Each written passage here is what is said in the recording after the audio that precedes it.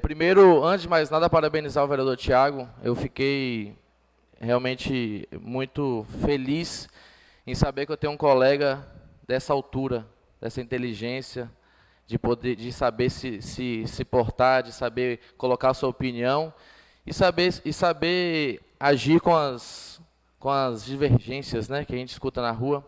Parabenizar também o colega Renato Promochenko. Se preparou, colocou as suas condições para poder se posicionar, tem artifícios, né, e situações que ele consegue pautar a sua opinião. Mas já outros colegas, eu queria pedir uma palavra, pedir respeito ao próprio colega. Acho que o primeiro passo que a gente tem que ter com as pessoas é o respeito. Claro que cada um aqui, eu tenho o meu próprio CPF, né? Eu acho que eu vou ser sempre rotulado por isso. Eu sempre vou ter essa rotulação. Sou filho de Paulo da Pé, tenho o sobrenome de Paulo da Pé. Apesar de ter feito um mandato, que fiz um mandato, estou aqui olhando para a Jovita, porque sempre me relacionei muito bem. Eu falo de Jovita, mas falo de todos os professores, né? Porque sempre briguei por essa classe no mandato passado. E nesse mandato é porque não foi externado, mas em uma das reuniões, eu diria uma das mais importantes, onde o governo, a secretária de Educação, enfim, os representantes do governo queriam menosprezar a classe, eu fui lá e bati na mesa e mandei respeitar a classe dos professores. Eu sei que todos não estavam presentes, mas o Vitor estava presente, e eu não preciso provar para ninguém da minha índole, provar para ninguém do meu merecimento, de nada. Eu tenho educação, fui criado pela minha mãe que é professora, evangélica, me criou sozinho. Afinal, todo mundo aqui sabe que os meus pais foram separados, eu tinha 11 anos de idade, então fui criado pela minha mãe. Então a minha educação toda foi rotulada pela minha mãe. Então aqui agradeço a minha mãe, inclusive, por ter me feito um homem nobre e honesto, que eu tenho certeza que eu sou, e não é a palavra de nenhum colega ou de uma pessoa na rua que vai desfazer da minha honestidade. Mas, para tratar sobre o assunto, como eu disse, todos os vereadores aqui se prepararam, o Pedro se preparou. Inclusive, Pedro, esse cidadão que falou com você, também mandou mensagem para mim, acho que é o Fabrício, se eu não me engano. Ele mora lá na URBS, ele fala comigo, eu falo, amigo, é Embasa, a gente já cobrou Embasa, a gente cobra Embasa toda sessão a gente cobra Embasa, já mandei ofício para Embasa, já fui lá no Salvador cobrar Embasa, mas é a Embasa que tem que prestar o serviço. O vereador Tiago, professor Tiago, que deu uma aula aqui hoje, e colocou todos os pontos do porquê que ele vota sim. E o vereador Renato que colocou os pontos do porquê que ele vota não. Bom, eu voto sim pelo fato de que existem alguns fatos. Primeiro, falando, claro, sobre o projeto da água, né, da municipalização, enfim, que eu tenho certeza que tá bem duvidoso para muita gente, que é algo bem complexo.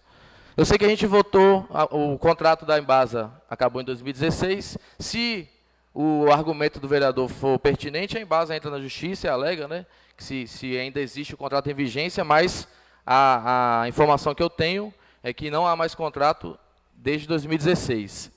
O governo do Estado, ele sancionou uma lei, a Lei Complementar de número 48, criando as micro-regiões.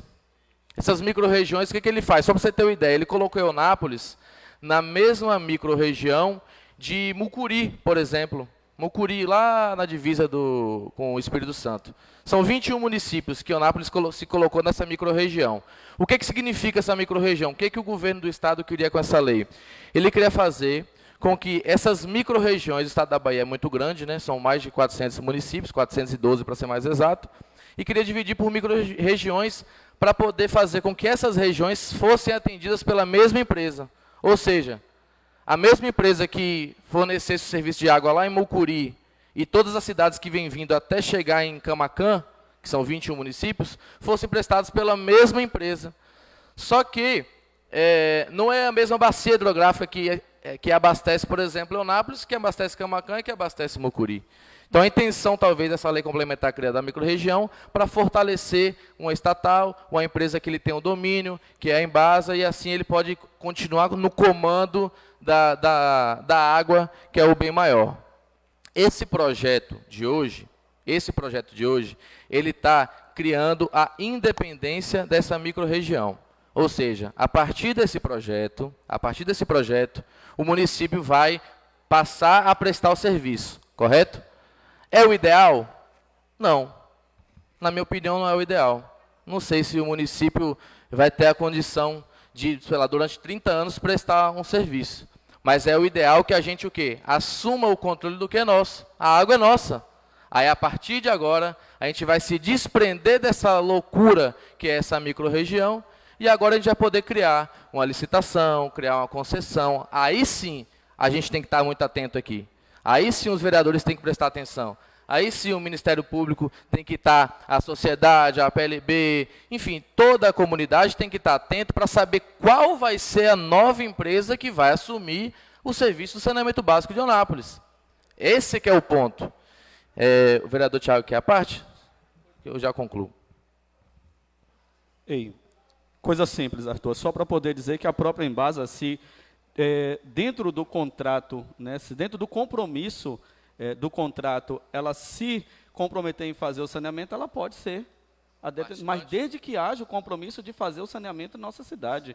E outra coisa, a própria Embasa, ela terceiriza diversos serviços. São diversas empresas que a Embasa tem que são terceirizadas. Ou seja, não é ela, a Embasa tem a expertise, é a Embasa que faz. Boa parte nem é a própria Embasa. São empresas que são terceirizadas para executar o serviço. A mesma coisa que pode acontecer com o município. Obrigado, vereador. O ponto que o vereador quis dizer é justamente esse. A partir desse momento, dessa nova licitação, a própria Embasa pode participar novamente, se ela quiser, e pode ganhar mais 30 anos de prestação de serviço. Mas, por exemplo, são novas condições. Sabe qual é a primeira condição que vai ser estabelecida?